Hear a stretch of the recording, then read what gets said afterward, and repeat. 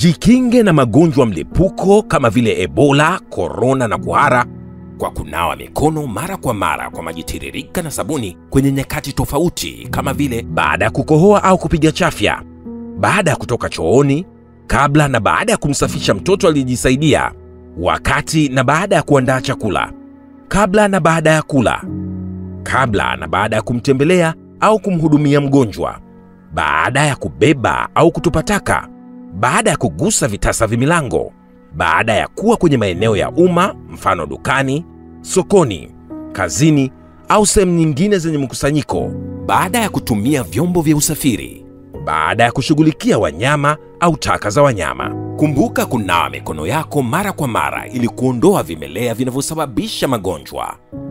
Kumbuka, mikono safi huokoa maisha. Kwa taarifa, elimu na ushauri, piga simu nambari 199 bure. Ujumbe huu umeletwa kwenu na Wizara ya Afya kupitia Kitengo cha Elimu ya Afya kwa Umma.